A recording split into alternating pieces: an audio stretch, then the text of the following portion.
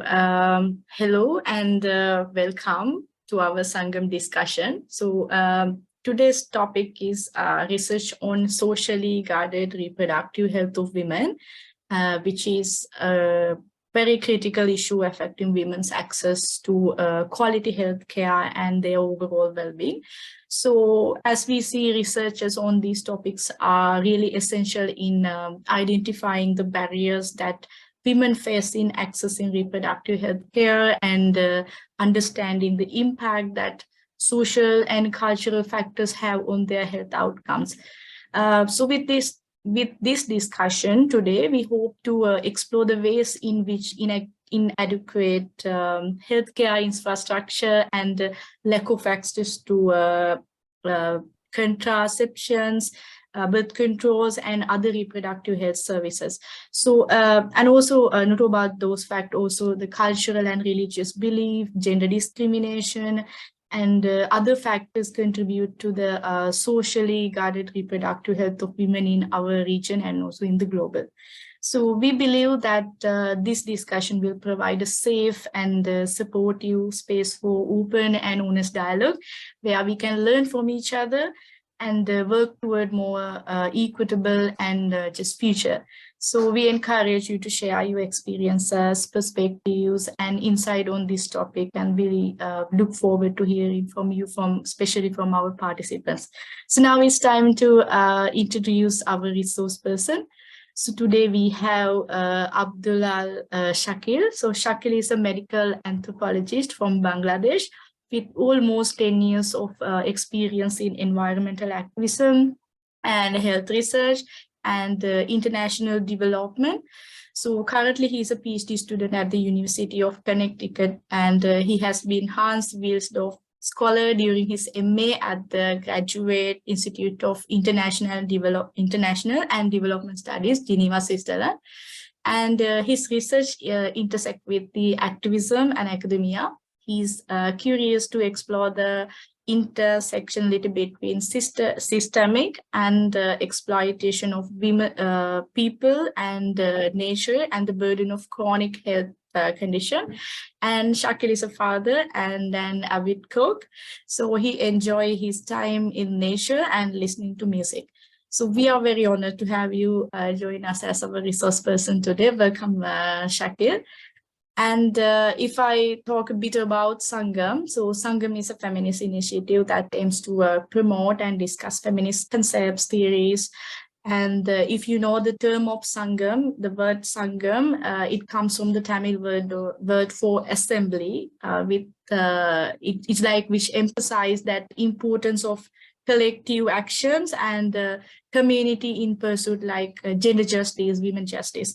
So Sangam provide a platform for people to share their experiences, perspectives, and ideas related to gender and especially women issues.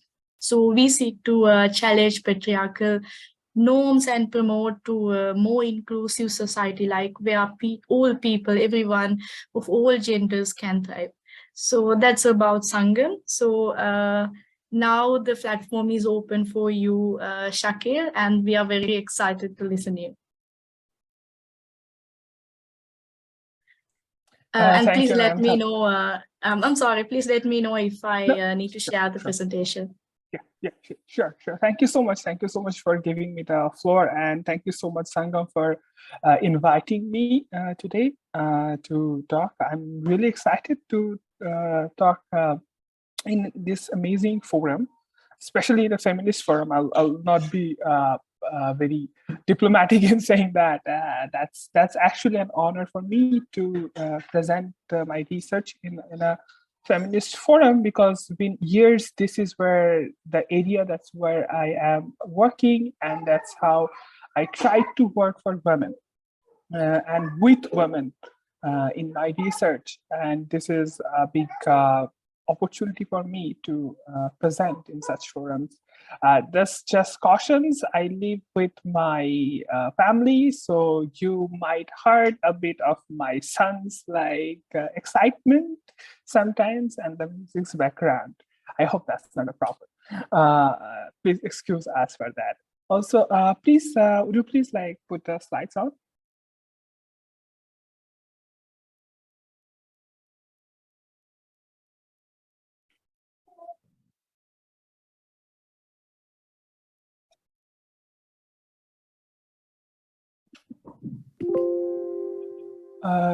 So I will begin with a story, and as we progress, eventually we will go into the deep of my research and also what I'm doing today and my work at overall work that I'm focusing on. Next slide, please.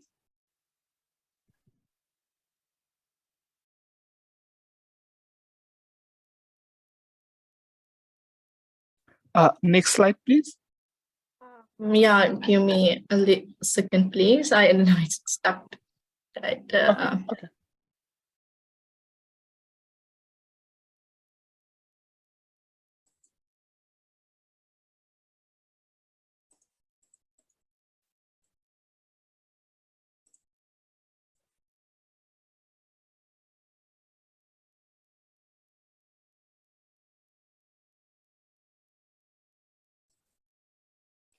Okay. So the story calls Worthless Life, the story of Mama and Mommy.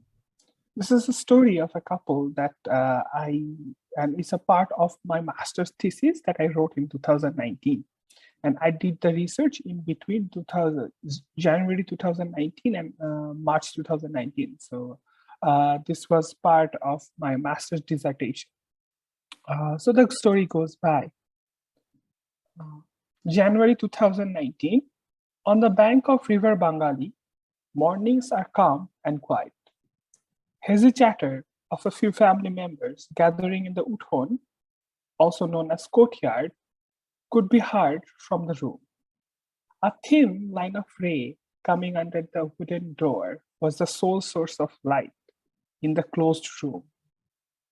Aunt M, I would be referring her throughout the whole story, was bursting in tears now and then. Her sobbing was the loudest sound in the room. Uncle S, Aunt M's husband, was embarrassed in his failed attempt to soothe her. In almost every question, he sounded like a defeated soldier. What else we can do except to accept the reality? We have no worth, Uncle S said. Uncle S married Aunt M soon after she reached her puberty. Even though both are from the same village, their marriage was settled by the elders. In the first 3 years, Aunt M avoided conception through contraception. However, when she cautiously tried for conception, the result was not evident. That was the beginning of her quest for conception. Immediately, the blame fell into her as she is mota or fat. As everyone stated it, she took it as an obvious explanation for her infertility. She was neither in a position to question, nor did she know how to question. Traditional treatment of infertility was easily available in the village. It was cheap as well. For 3 years, she was mostly taking traditional treatments and never been to a biomedical doctor. With the passing of each days in the tranquil village, life has become unbearable. She cannot bear the word hatkura or barren anymore. Even in minor disagreements, people would use the word barren as a strategic weapon in verbal battles. Mama is also scorned in his everyday life, but not anything like Mommy or Aunt M. Over the years, they have isolated themselves in a cocoon. Their words barely carry any value in the village. Respect is something that has long gone. Sometimes they think about selling their house or the land and to settle in a city. But that is hardly a feasible option. Uncle S is afraid of his brothers and nephews. All of them are waiting for the right moment to take ownership of his land, the only property he has. Already one of his brothers expanded his house to take a piece of his land as well. This is the reason that no one knows Mama or Uncle S has azoospermia. Azoospermia is a condition when a man doesn't produce any sperm. The semen is there, but there is no sperm inside. After many years of consulting to local healers or Kobiraj, no results were appeared. One of the neighbors suggested to visit a doctor in the neighboring district town. Until then, everyone knew that Aunt M has the problem, as she is fat. Uncle never had any symptom. In fact, he is not weak. If he is not weak, how he can be sick? There was no sign of illness or difficulties in their conjugal relationships or in sex. Finally, they visited a gynecologist in the district town with a support from a neighbor. And this is after 3 years of trying for conception. In total, they spent almost $50 for the doctor visits and everything. Aunt got help from her mother to go to the doctor. They had to borrow money. The doctor prescribed several tests, and it appeared that Uncle has no physical problem which can be prevented. Her aunt has no physical problem which can prevent her from having a baby. However, Uncle was diagnosed with azoospermia, a zero sperm count. The doctor said that as they are poor, there is no hope for them. However, if they can spend lakhs, hundreds of thousands of dollars would be, then there might be hope for conception. They do not know where to go or how to get that expensive treatment. No one knows that Mama has azoospermia or the uncle has azoospermia. It is a secret which can be lethal if the kinsmen know about it. This is one of the reasons for choosing a dark closed room to talk about their condition. In fact, it was the house of Aunt M's brother, a couple of blocks far from her own house. The secrecy is also maintained while consulting doctors in the town. No one knows where they go. Aunt M expected to adopt a child, but it was highly contested and described by Mama's brother and resisted by Uncle's brothers. There is a long discussion and quarrel on the issue.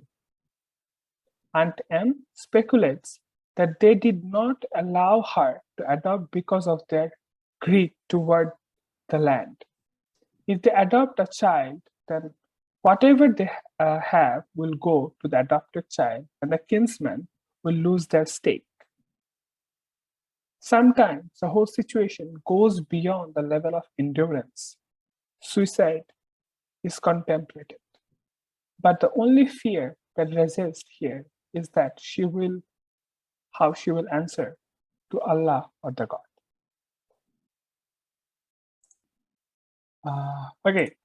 So this was the story that, it's just actually field note that I wrote a bit, mixture of fiction and non-fiction. So there was not me or I in the sense I was trying to have their voice more than my voice as an ethnographer. Probably eventually this is something in the end of this presentation I will also bring as how do we research in such topic, and how we also represent, how do we write about the people and their suffering. Definitely as a researcher, I'm not beyond it. and this is one of the main topic of this research, how as a men or to say a cisgender person, I am actually working with women with their very intimate suffering, very intimate issues of their life, which is socially guarded as taboo topics to talk. But before that, we'll go a bit into infertility issues in Bangladesh. So this research particularly was on infertility and infertility treatment of women in Bangladesh. I worked with 10 women and I followed their journey. The infertility treatment journey included both traditional treatment, traditional healing at the same time, religious healing as well at the same time, biomedical treatment, very sophisticated biomedical treatment such as in vitro fertilization, or popularly known as test tube babies. So this research focused on different aspects of seeking treatment, continuing treatment, and what the treatment means to women. The research argues that women creates a meaning out of this treatment. What is the meaning? That I will tell you eventually. Can we go to next slide, please? Okay. So how is infertility treatment? How is infertility situation in Bangladesh? Definitely, you can see from the photo that Bangladesh is a highly populated country. It's like 8th most populous country in the world. However, it's a very tiny country. It's a small country. The society, by its norm, by its practice, is a pro-natalist society. By that, I mean that it's a society where having children, having more babies, it's very important. The social fabric was designed like that. That is something has connection to two major factors. One of the thing is that earlier days, there was a high child mortality in Bangladesh, and not only in Bangladesh, in the subcontinent. It was globally as well, even in the West for a long time. There's a high child mortality. That's why people used to have more babies to have survived. At the same time, the children had role in the family economy and the subsistence economy. So having a baby is important. This is part of social, religious, and cultural life. So from a society, it is a very strong force to have a baby. And the first question someone will encounter and after getting married would be, when are you having a baby? That's a very socially awkward question, even in today's world. And I completely relate to that because I'm married and my partner and I both had to face this question several times, like, when are you having baby? So this is something very common in I think in subcontinent, asking about like, when are we seeing like our niece and nephew or like our grandchildren? That's a pressure on people, like when they would have babies or not. But what is more striking is that if the presence of the baby is not evident, then the immediate question goes, why you are not having a baby? Do you have any problem? So the matter of choice is not there. It's just like whether you have a choice to have a baby or not, that's not the question. The question is, do you have any problem? Why aren't you having baby? So the way our social fabric is designed, that the way it is very evident that one of the biggest consequences of a marriage has to be a children. If the children is not there within 1 year or a 2-year period, this is when people ask questioning about not having a baby. But what these questions mean, these questions are also connected to sex and sexuality, people's reproductive health. Immediately people start questioning and judging. It's like, oh, probably they have some problem other than why they are not having a baby. So the immediate question of someone's sex and sexuality, which never been uttered as a word, the word sex or sexuality, is always often being, do you have any problem This word of problem or problematization, I think is very key in understanding how this overall situation of infertility works. And this problem and problematization of bodies creates stigma and ostracism. Because if someone is not biologically producing something, that means they have problematic body. And this problematic body is not part of the society or social life. So there's a rejection to that social, those bodies as well. So people, those who don't have children in Bangladesh, I'm talking about Bangladesh, but eventually this is a similar situation in India, Pakistan, Sri Lanka as well. I haven't read much of research on infertility in Sri Lanka. There are a few, but I read a lot from India. There's like plenty of research in India. There's plenty of research in Pakistan as well. I know unlimited research in Nepal. I don't know how much infertility research has happened in Nepal, but I know my supervisor is, my MA supervisor was working in Nepal. So there is the issue, the same, the stigma and ostracism. Ostracism is very fundamental in the social life, how they're experiencing it. So this is something we can argue is something very common, very homogeneous kind of situation everywhere, in South Asia especially.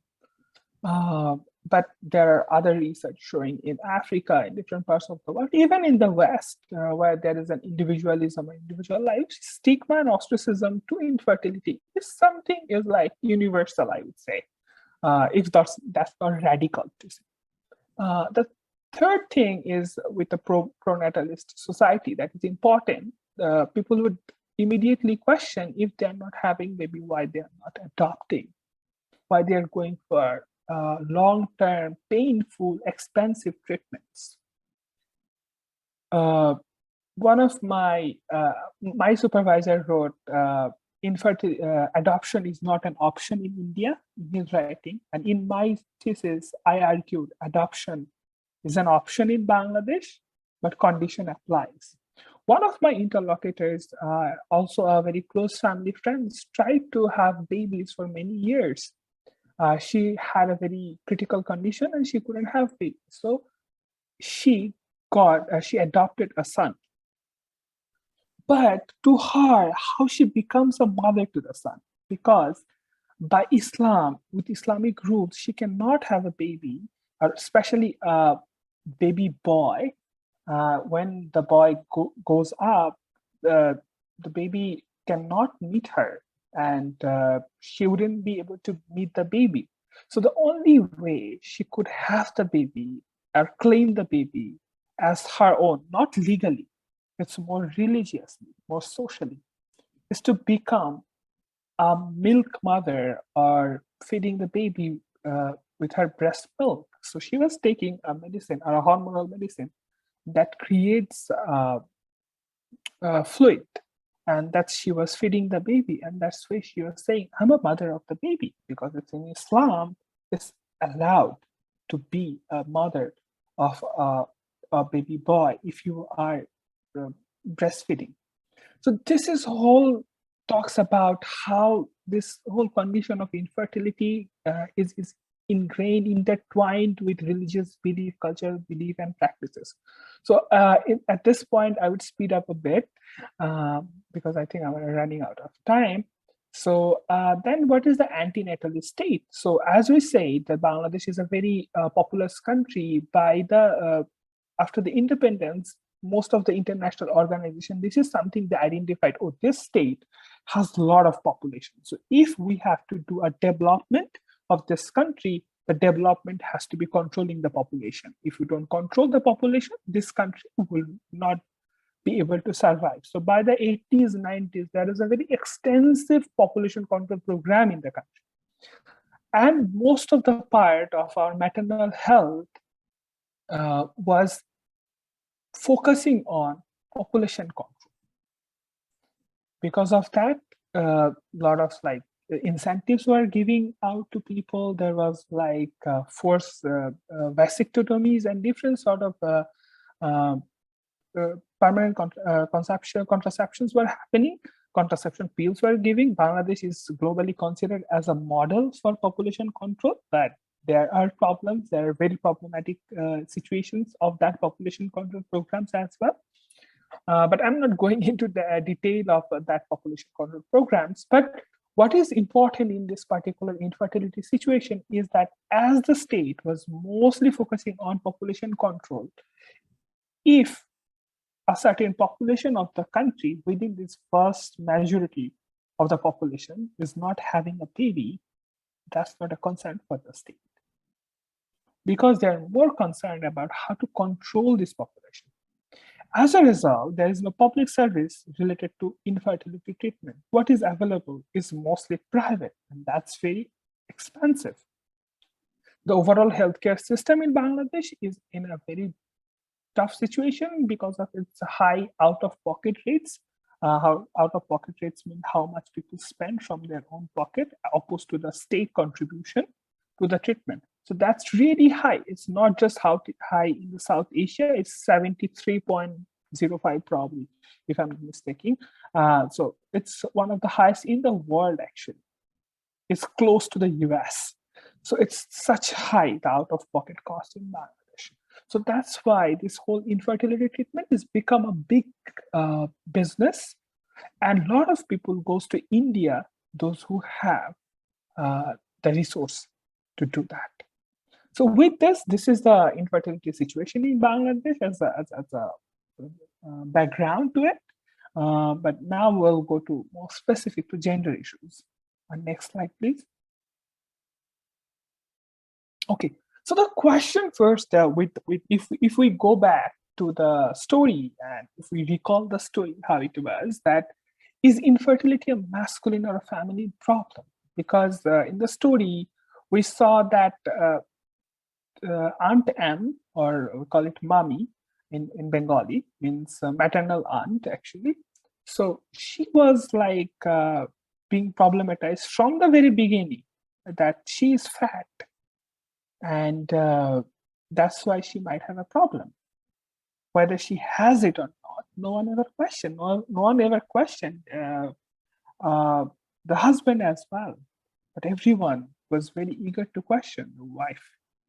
So why it is so? Why it is easy to question women's sexuality, women's reproductive role over to men? To answer this question, there would be two aspects to it, but the one aspect would be the problematization of women's reproductive system, reproductive health. This particular aspect is not coming just from our context or our cultural context. This is sort of a global phenomenon. And this is something what happened with global biomedical practices, global healthcare practices. If we all know that the global the birth of modern day obstetrics or gynecology was actually by men, Western white men. It was not women. So even though most of the gynecology experts in our part of the world are female, but the birth of this whole area of expertise or knowledge was by men. So in this particular area where there is no question about male's reproductive system, it was mostly questioning women's reproductive system. All the books that I read I used to read, even what I'm teaching at the university, most of the cases we see, it says women's reproductive system is very complex. As it is very complex, it is very problematic as well. Definitely women's reproductive system is one of the very complex reproductive system, and this is an amazing system which is connected to the cosmos, the world system. The menstruation, the 28-day cycle also connects us to our lunar system as well. So this is complex, but this is an amazing body that is connected to the nature. It is not problematic, but the system has problematized the healthcare system. The way medical knowledge has been designed, it has problematized women's reproductive health, their reproductive system. And that is why it is, even if you go to a doctor, and a lot of my interlocutors in their first 2 years of going to the doctor the first thing they were asked about what the problem they had, and they got like bunch of tests, and there would be like 10 to 15 tests for a woman, opposed to one test for men. And often the test is not offered for men; it's first offered to women. Once all the tests are positive for women, then they will question, oh, probably the men might have something, so let's question. So this is a problem of our healthcare system, not just our healthcare system. This is something, a global phenomenon. This is a problem with the global knowledge of reproductive health and reproductive system. So this, what we see in the particular case is not just a case of Bangladesh. This is a question of how do we know, what do we know? So our knowledge, the fundamental basis of our knowledge has to be questions. It has to be questioned from a feminist perspective. How do you design your knowledge? Who got the knowledge? Who had the authority to write the knowledge? It's often white men. And I think this is where the fundamental problem lies with not just reproductive health, also our understanding of race and racial health inequality. This is one of the areas that the problem still lies. Okay, the other part would be patriarchy, masculinity, and property rights. We have already seen that it's difficult to question men for the reproductive health. First, there's a strong ego.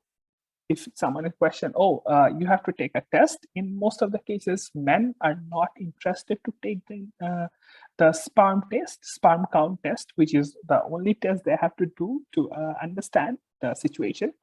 And often men actually denies to do that.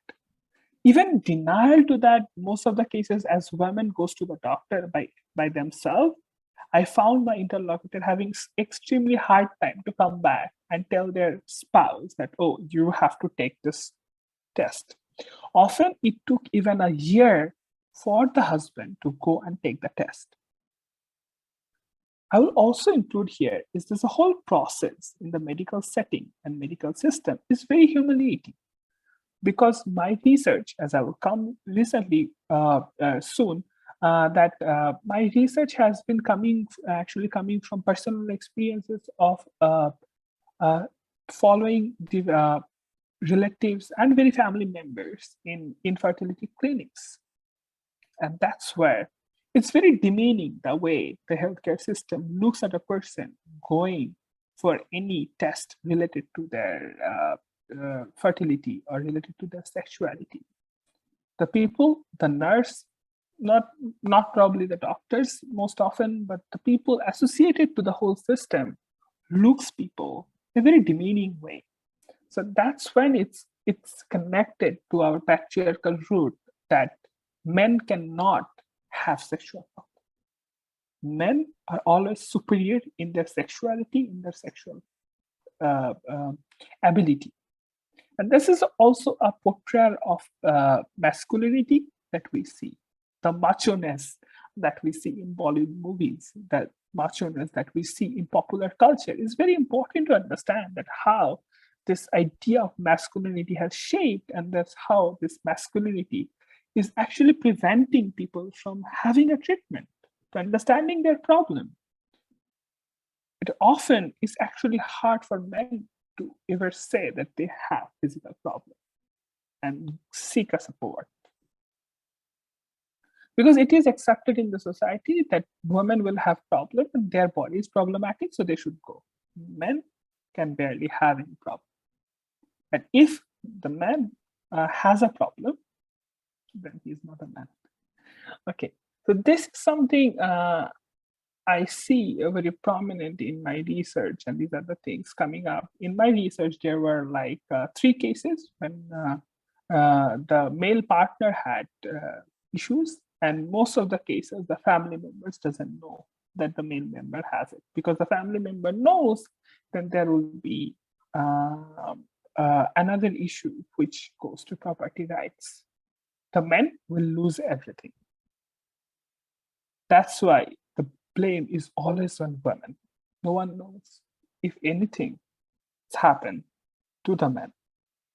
But there were an alternative case as well when there was a problem with the lady had some issues with her reproductive health, but the husband took the blame on him so that no one can say something to his wife. So there is alternative to that as well, that alternative stories as well. I think that is also important to know and share that people also really value their conjugal life and their relationship to their loved one. Next slide, please. So as following to this infertility treatment, infertility situation and problem, it obviously seems that women are victims, right? It seems like women are the sufferer of things, which is women suffers the most. Not just most women suffers, actually, if it's straight, and everything goes on women about the ostracism, the suffering, the physical suffering, the bodily pain that they go through for the treatment, different sort of treatment. It's mostly women are carrying the part. Often women with infertility treatment is accused of in desperate situation, the desperateness. But very important to understand that this desperateness is coming from a pressure, a continuous pressure from people around, unknown people. So this desperateness is a social pressure. And this desperateness is a capital for a lot of businesses, especially in the infertility treatment market, that global infertility treatment market that has emerged. And this is where it's very important to talk about how our global health scenario, health practices has transformed. Our health scenarios, our health practices is very capital driven. No wonder we live in a neoliberal system, in a capitalistic world where things, services are part of capitalistic gain. People's need is a product. So someone's need or someone desperateness to have a baby is a product for the other. So this is very important to understand how infertility treatment is globally shaping. That's not only in Bangladesh. That is not only in India. It's a global phenomenon.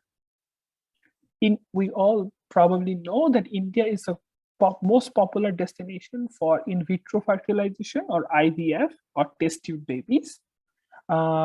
Recent times, there are other countries, those who have become very popular. For example, Egypt is also one of the popular destinations for in vitro fertilization.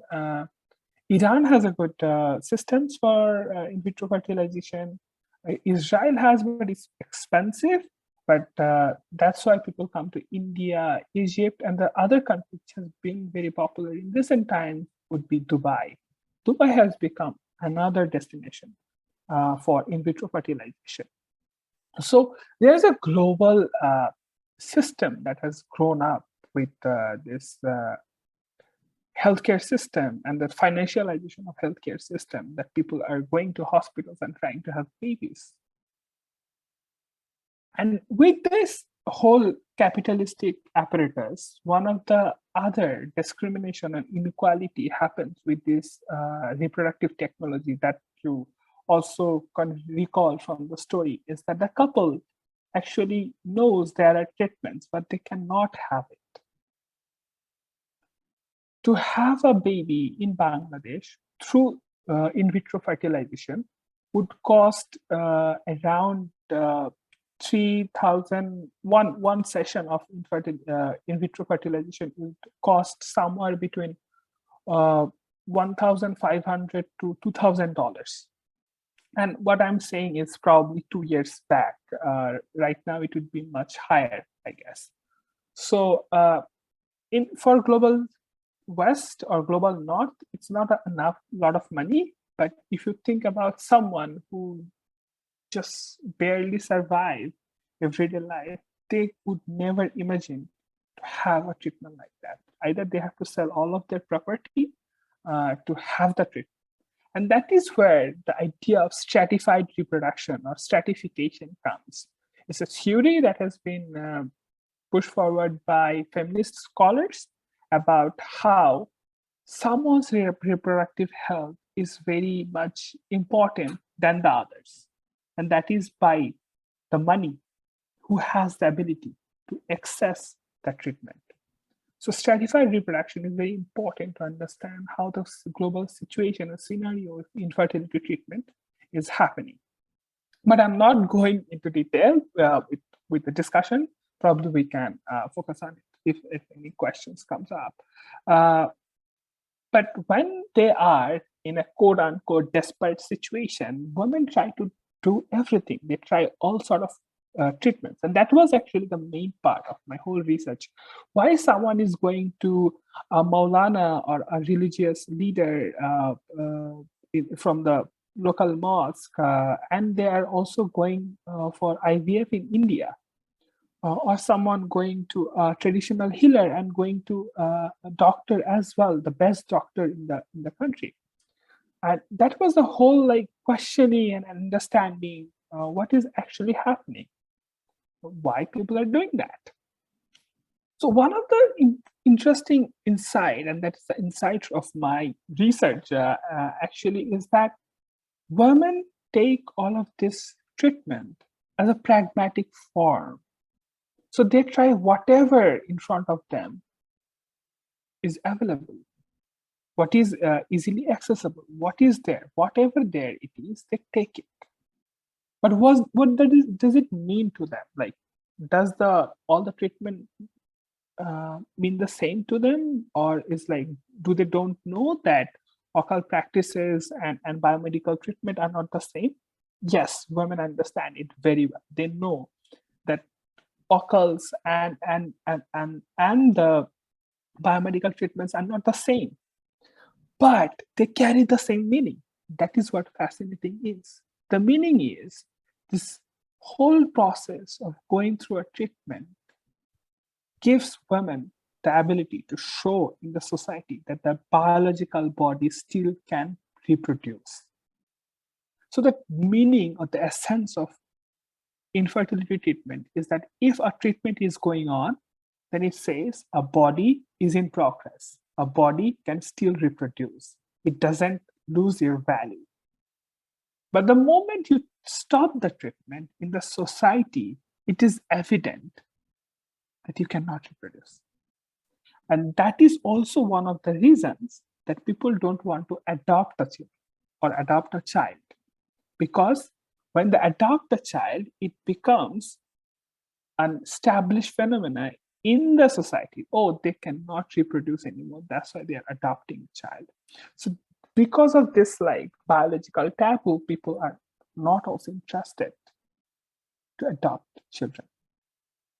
So infertility treatment, I see, not just women are a victim, also they're using this different sort of mechanism, different sort of treatments as their own agency to practice how to be viable in the society. I would say it's a pushback, it's a push fight. Like, how can we be relevant? But there is another aspect to it, is that if the treatment stops, for example, if someone has menopause, does that mean life is end? In my research, I also find no, life doesn't end. Life goes on. I found one of my interlocutors who is a family friend as well.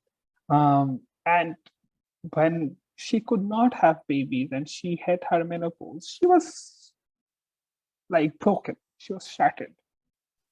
But what eventually she did, she engaged her in different sort of activities. She became a teacher in a school. Even though they are very affluent, they have a lot of houses, in a sense they are rich, but she engaged in social activities. She engaged in school, and that's when she actually grew her own identity. She focused on building her own identity apart from having a baby. So life doesn't stop when she said she is happy what she is doing. So this is the main aspect of the research and infertility. The next step would be doing the research. Next slide, please. Sorry, I'm running a bit out of time, but I will try to make over. And It's I okay, will stop. Shakir. You have time. Okay, I don't want to bother everyone with my just talking, but I want to listen from everyone. Okay.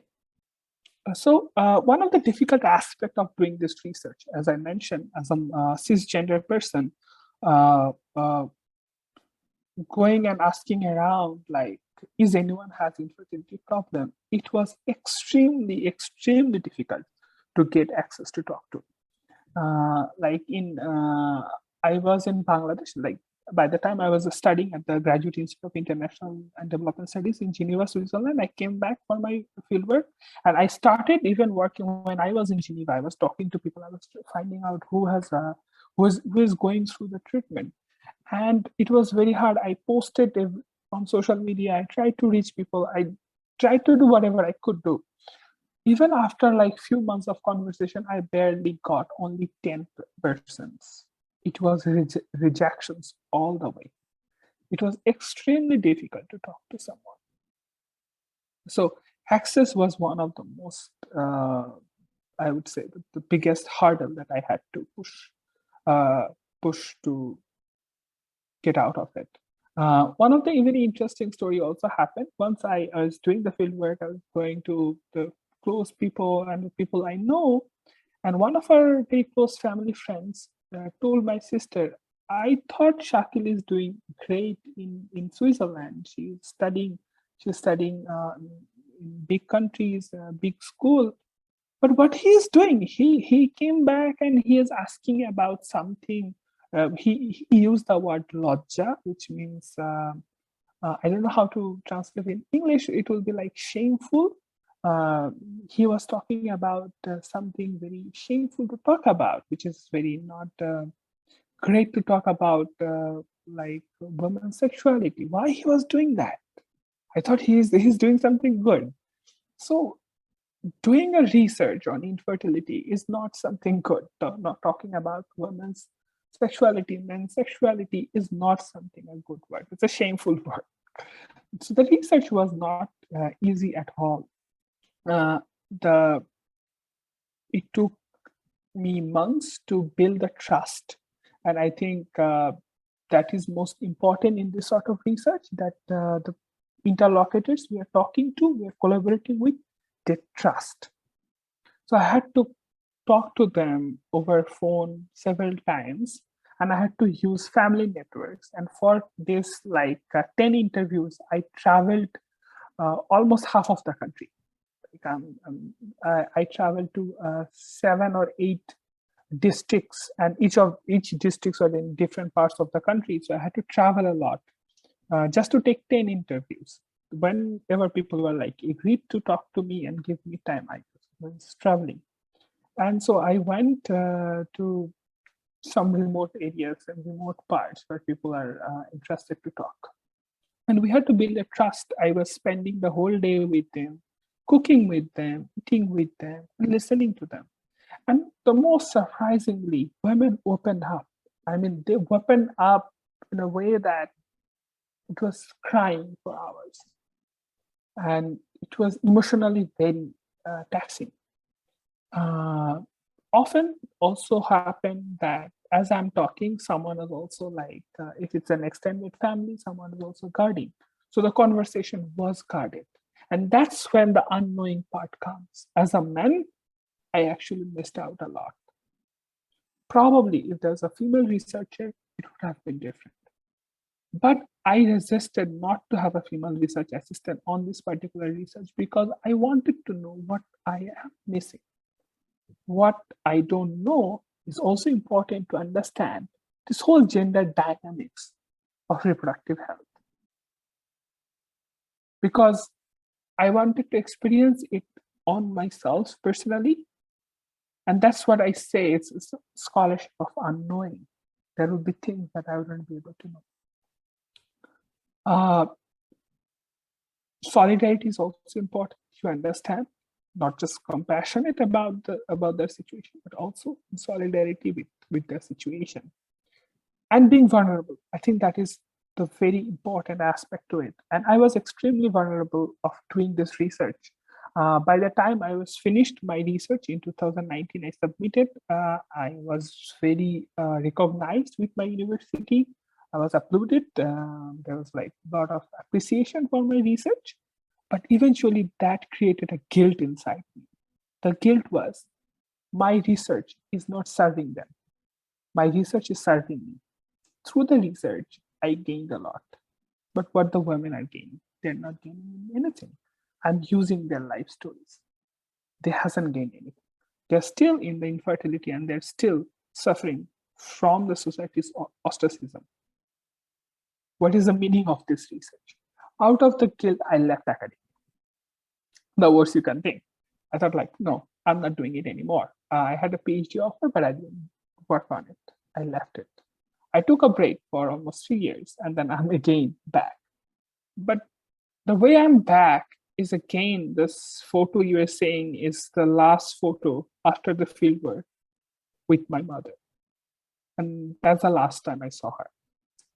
My mother passed away in 2020, February 24. And she was in Bangladesh and I was in Geneva. So I couldn't see her. I went back to Bangladesh. But obviously the person I saw, I could not relate as my mother. My mother suffered from chronic illness. She suffered from chronic muscle pain for almost 25 years.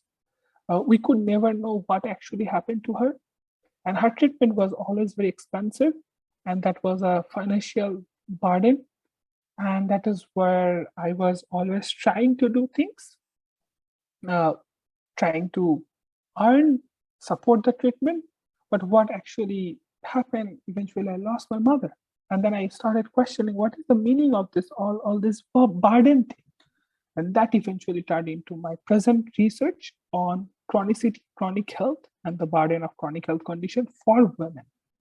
Because women are in a very unique position in these situations because they don't have the financial need. Often they're dependent on their male family members for the care burden. So that's one of the biggest, most important part of my research. But in the current PhD research, I'm focusing on hysterectomies in the southern coast of Bangladesh. There is a higher prevalence of hysterectomy or uterine removal surgeries. Women are going through those surgeries and they're losing their reproductive ability, and then they face abandonment by their husband. So I'm not going into much of this, my current project, because that was not the focus of today's discussion. But if anyone interested, I will share in the discussion session. But anyways, that was the process of doing the research and coming back. If anyone works on this topic, guilt, vulnerability, resistance would be something very common. But if you're really interested, and this is something very important to work on, then great work can come out. And that's where we're talking today. Thank you so much for your time. And sorry, I went on long.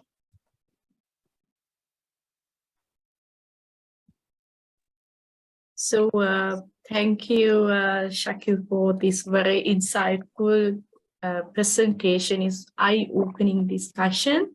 Thank you so much again. So now it's time for our participant to ask questions and also express their thoughts, opinions, experiences as well.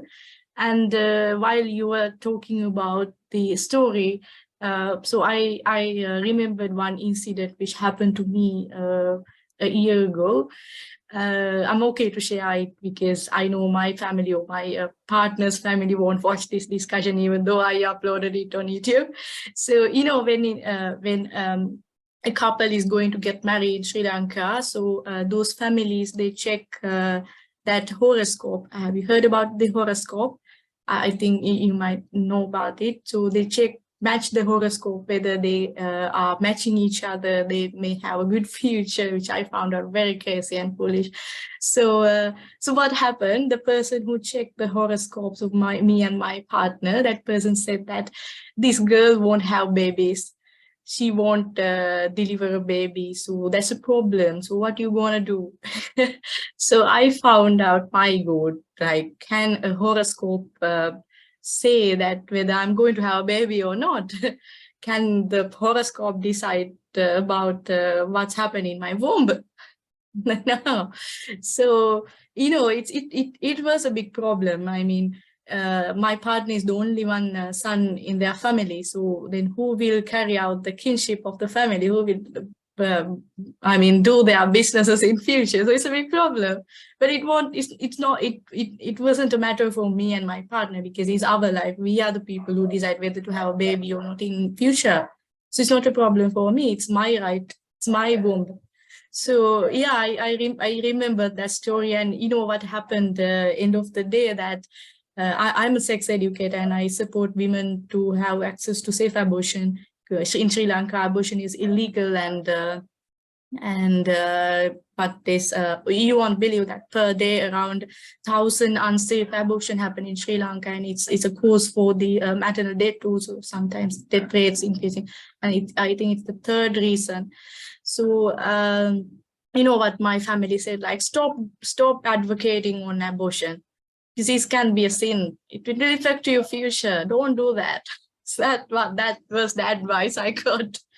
So that's kind of myths around the society, which people believe that this may affect, that may affect. Even when I talk with the women who want to get abortion, very young women, they think that they will not have a child in future if they do abortion. So such kind of myths are there in the communities. So what I don't know why it's still struggling. It's a struggle in my mind that why people can't be that liberal. I mean, like, not to decide what a woman has to do or have to do. Like, it's not their right. It's my right. It's my body, my womb. Why people are not thinking in that way, in your viewpoint? What's the thing, or the gap, or the space we have to address in these scenarios?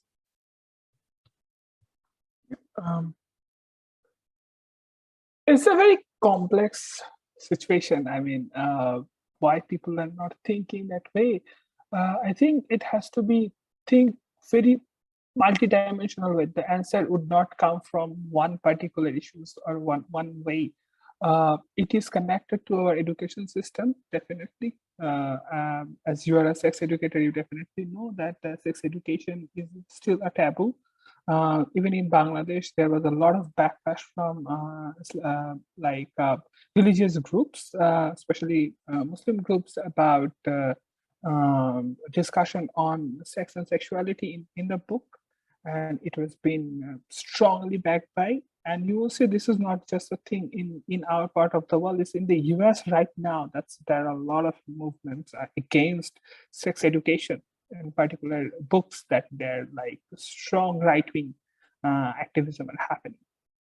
And so definitely there is a lot of religious and social construction that's there. At the same time, there are like family beliefs. How do they see people's body? These are the things are like, we are taught like our body is private. Yes, our body is private, but as the body becomes public, especially you see with the infertility situation, when it's like talking about sex and sexuality in our part of the world is taboo. But when we cannot produce, your bedroom becomes very open. Your bedroom becomes someone's topic to discuss, and it becomes like someone can easily talk about it. So there is a lot of paradoxes as well, that what is like could be talked and what could not be talked. And I think the only way forward would be talking about it a lot, like from our generation, what we can teach our children. How do we make them understand it from a very early age? Well, what makes me a bit frustrated, that probably not sound very optimistic. Sometimes I think is like not just being vaguely optimism is rather than to understand the challenges as well, because the way right-wing narratives are very prominent in conservative narratives are becoming very prominent through social media, through different sort of means, it has become very difficult, extremely difficult to talk about these issues. Even though people would be very open to watch porn, which often has problematic narratives of sex and sexuality, pornography is not a good way to learn about sexuality. The depiction is very problematic in all sorts of ways.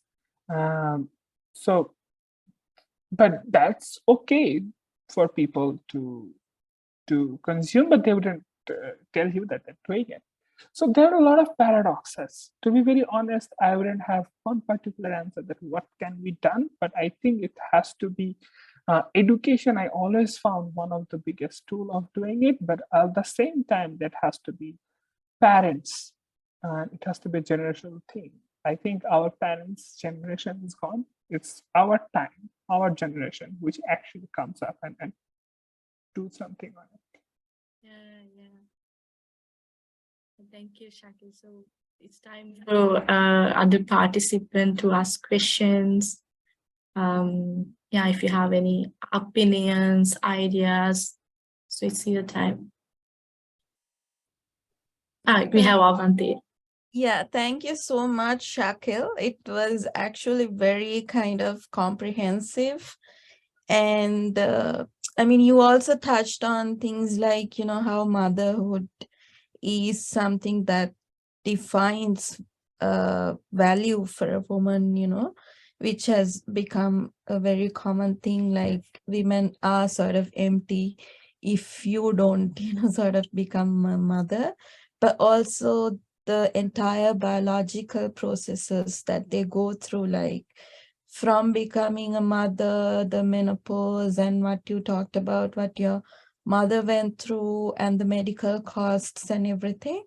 And as you said, like technology is changing, and then the opportunities for IVF are also kind of expanding. So even if both parties cannot kind of, produce eggs or sperms, still they have that option of, using the technology. But do you see technology kind of playing any important role in terms of enabling women to resist against this whole culture of that, you need to biologically produce a child? That's how you become a mother. And even in Sri Lanka, I see this discussion, like people kind of hail the normal birth as opposed to the cesarean birth, because they say if you go through cesarean, you're making that process easier for you.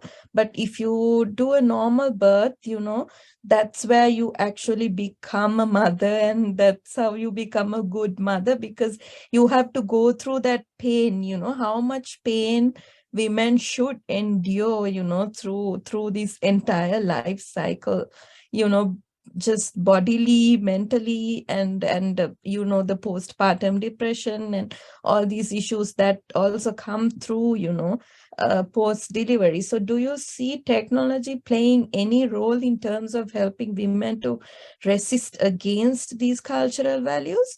And also, do you see doctors, especially even doctors, also kind of perpetuate these very traditional cultural, values that, that, like you say, they do the testing first for women. Like a friend of mine has taken the tests like and medicine for 6 years herself, both traditional medication and Western medication.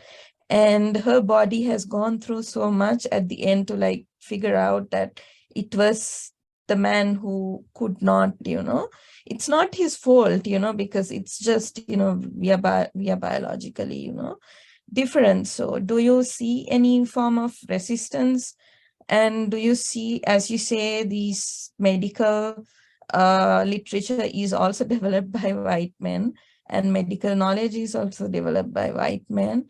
And then do you see that's been changed, at least among doctors from our brown part of the world, male and female doctors, or like doctors, transgender doctors, are they kind of changing this narrative? And also the fact that, access to IVF is also related to cost, like that affordability, that, do you see like a class factor also there, that, those who have money can have, access to that? And I mean, in my friend's case, they have even taken a loan to, go into IVF. So that's again, burdening themselves, this entire marriage, this institution will fall apart, if you cannot afford to make a child. So what do you think about this? Okay, your question has several layers and Yeah. different aspects, and so I will go by one by one. So first, I will go to birthing and technology. So each are actually a bit separate domains, and there are different narratives to that.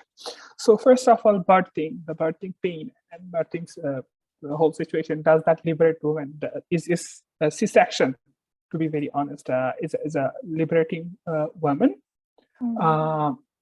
And there will be one answer, which is be my personal answer. The second will be coming from different sort of literatures. First answer, no. C-section, cesarean birth is not liberating women from the pain. Rather, C-section is a medicalized process that is taking women's body under the medical gaze. And there is a lot of movements around the world, and there is a lot of movement around the world on natural birth, because we have to understand what is naturally there and how it's a natural process. C-section is a unnatural process, and C-section is a problem in India and Bangladesh. At least I know by the statistics. In Bangladesh, there is a higher rate of C-section, where doctors actually lose the ability, the knowledge, how traditional birth practices happen, how traditional birth can be done. With minor problems, always doctors are referring to C-section. With the C-section, the pain is not just less, the pain is long lasting. The impact on women's body of a C-section can have very multiple implications. I can talk from our personal experience with my wife. Throughout her whole pregnancy, she was very active, and we would be very cautiously being active so that she gives a normal birth. But there is a problem from the doctor's side. They didn't told us to go to the hospital earlier and to to start the pain earlier. Then we had to go through a C-section, and she didn't want to have a C-section. After the C-section, it took her a month to recover.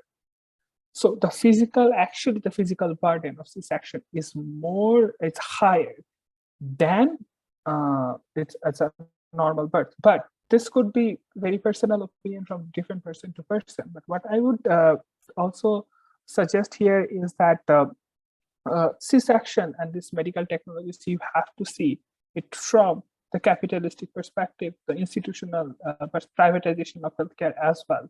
Why there is a higher prevalence of C-section in India and Bangladesh? Because most of these births are happening in private clinics. So for the private clinics, C-section birth, like the hospital where my wife's C-section happened, it was like $700 or 70,000 Bangladeshi taka. That's not a cheap thing. Right?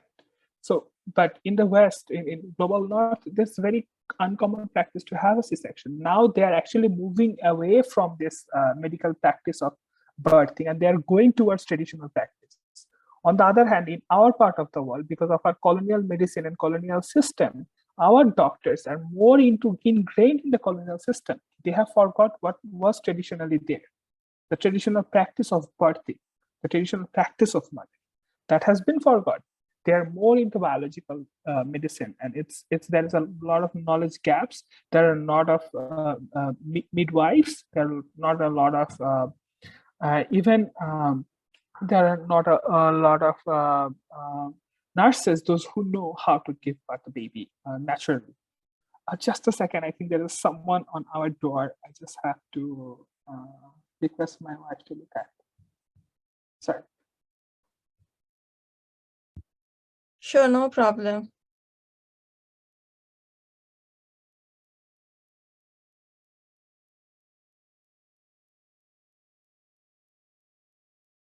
We have a baby also in the other side of the house, so he wants to come and play.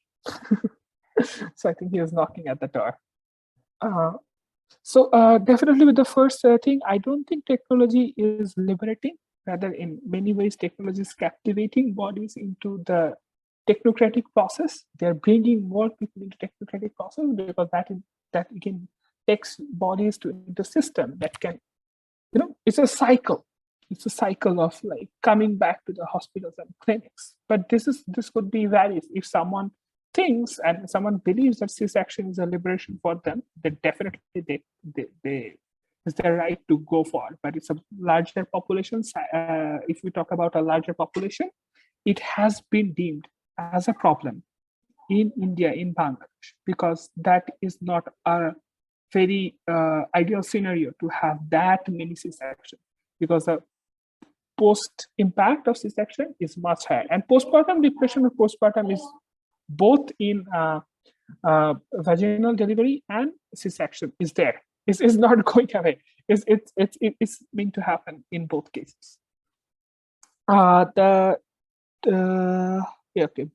C-section, access to services. I used a word or a term which is called stratified reproduction. I think that also covers the topic you are saying, that someone at this class-based. Definitely infertility treatment is something class-based, and it has this who can access and not based on their economic ability of accessing healthcare. So this is a problematic aspect to that, and that is what we it's a runner-up, and there are like a lot of theorists also call it stratified reproduction, that whose reproduction is important and who's not based on who has the money. So that's the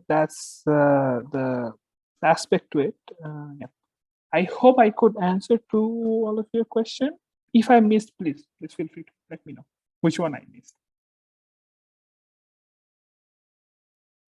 No, I think you answered it perfectly, that the technology hasn't become a liberating factor. I mean, it still perpetuates the sort of, the tensions on women to sort of become mothers and go through that entire, medical process. I mean, the last one thing I would add is that in one case, if someone wants to have C-section as a liberating and liberation through technology, then it should be the other way around, that someone should have the choice of not having C-section and being liberated from technology as well. But most often, this is the case not happening, because people are sort of pushed to go for C-section. So you see that this is not a very straightforward topic, and it has like both sides to it, both angles to it as well. Yeah, there are a lot of debates. There are a lot of self-help groups, especially in the global north. It's a very big movement of natural birthing. You will be surprised to know there are now this is specialization in nursing, how to do C-section births at home. That used to happen in our part of the world. So it is coming back. People are giving birth in bathtubs. So there are actually a lot of movements that are happening, how to give birth in your home in a bathtub. It's called water bath. Yes. So yeah, there are a lot of things happening.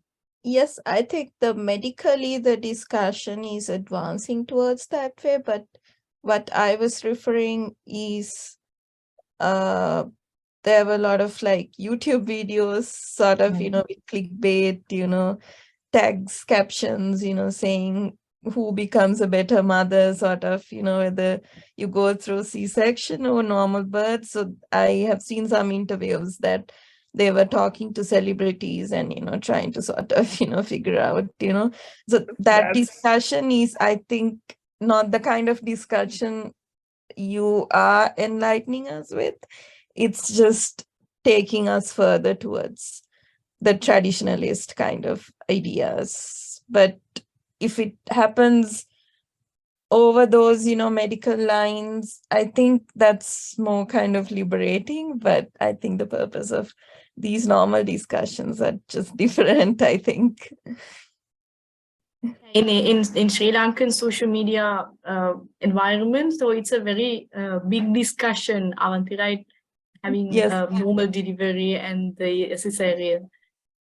Yes. Yeah, But I more mean, in a way, trying to say like, the previous generation made good mothers than the, Yeah, than the yeah, current yeah. kind of, I think that's again like I I don't know how how this sort of discussion came into in place, that Yeah. giving a birth through like C-section and giving a birth to vaginal birth makes someone good or bad mother. I think that is something is very common in different sort of reproductive discussions. It's where you again see why someone is not saying that it is good how you become a good father or not, why it is about becoming good mother through your vagina. Exactly. I mean, how my vagina has to do the role of me become a good mother or not. My vagina is just a part which like gives the birth, Yeah. and my belly is the where the baby lives. But does that has any role in becoming a good or bad mother, good parenting? It's not becoming a good mother or good bad mother. It's about parenting, and parenting doesn't just count one person. Parenting doesn't count a mother. Parenting counts both parents, a couple. So, so these are discussions are very problematic discussion. I think our role in this feminist discussion, feminist movements, to more question why this discussion is coming at first. The biggest question should be why this discussion is coming up. Are these discussions are perpetuating some of the older things that we're still doing it? I see all of this as a patriarchal norm, that's imposing the patriarchal norm again and again. Why there should be a discussion about motherhood related to birthing? Birthing is something different to motherhood. It's connected, but motherhood just not just being a mother. It's like motherhood doesn't have to have connection to like birthing. Like someone could be mother without birthing a child. That is important discussion globally. There are like many people, for example, with IVF, the people those who are giving babies through surrogacy. If someone has a baby with surrogacy, which has its own discussion, which I was discussing yesterday in my class, in my lecture, but I'm not going into detail into surrogacy. But if someone has a baby with a surrogacy, what sort of mother they would be? Completely bad mother, Yeah. because they didn't even carry the baby in their own. So what would be the discussion on that? So I think a lot of these cases, instead of engaging on those discussions, our role should be countering those discussions and questioning, are those discussions coming from a very patriarchal norms, or the ongoing narrative of patriarchy, is it part of that or not? Question, that's when we will understand that, oh, okay, this question is actually has those genealogy, and how we engage with it and how we create a counter narrative to that would be very crucial and important. And definitely in going forward, if with Sangam you are trying to doing something, those narratives, you're going to try to question, you want to analyze those narratives and produce something written, something narrative, or social media post, feel free to reach out, and I would be very happy to analyze those materials and come to a point where we actually create a different narratives to that, because it's very important to counter those narratives, because those are not productive discussions. They are very unproductive and very unhelpful discussions that are actually harming the cause of women, the cause of like feminist discussion, feminist struggle. It's just like harming it instead of liberating, that's harming it. Yeah. Even though it will be very personal, whatever I said, I claim for it. Yeah. I think we should do a piece in our own language also, so this could sort of reach. Yeah, definitely. I mean, I would help. I would be Yeah. happy to help you in English. Then you can translate it Yeah. in your language. But definitely, if you're Yeah. writing something, feel free to forward me bit beforehand. I'd be definitely happy to helping and to collaboratively just discussing. It's not just me. I have group of other people in my network, my friends, my supervisor, other people, those who are expert on reproductive health, knows more than I do, we can definitely get to work on it. Like, but it's very important that creating an alternative narrative to those discussions, to question that are those discussions helping? That's the most important question to be asked. Right? Or is it perpetuating something existent, reproducing the existing norms, patriarchal norms? Anyways, it took a lot of time. Okay, so it's near to 8 o'clock here. And yeah, there's a huge time gap. Okay. So we can wrap up. 3:30 here. Oh my gosh. Oh yeah, it's the middle of the night for you. We can wrap up anyway, and also I think I would suggest if we can do another discussion, continue another one. Avanti, what do you think? Yes, I think we should continue this discussion and perhaps have a translation and bring more like the local crowd just to understand the dynamics of the discussions that's happening globally. I think we have to like bring this discussion, these topics into our Sri Lankan context, because they don't talk much about these kind of areas. I don't know, maybe lack of research, maybe there are reasons for that, but we can start it. Probably researchers would come from you. Yeah, it's very important to question and do. I mean, I believe that people would come up, and please always keep me in the loop if you think I can be helpful. Anyways, even connecting more resources, bringing more people, those who have expertise on reproductive health, I would definitely be happy to. And I'm sure there are reproductive health researchers in Sri Lanka, probably not based in Sri Lanka, probably working in other parts of the world, but it would be also to look for people those who are working on it. Often academics work in a very silos. That's the problem. Definitely will connect with you in future. So yeah. So Shakil, thank you for all your participation and the contribution in today's discussion. And your contribution have been very insightful and thought-provoking, especially. And we appreciate your willingness to share your experiences and perspective on this topic, today's socially guided reproductive health of women.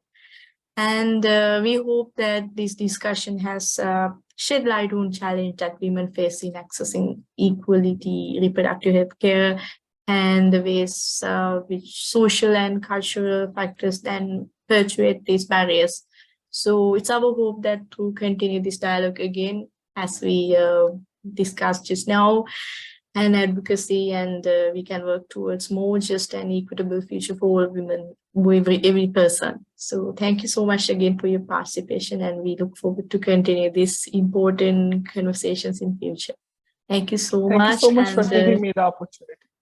Have a nice day, and we'll upload this on YouTube, and also I will share the link with you, the drive link, which you can use it separately for your purpose. Yeah, thank you so much. Thank you, Avanti. Thank you, Shakil. Nice to see you. Yeah. Bye. Have a good day. Yeah.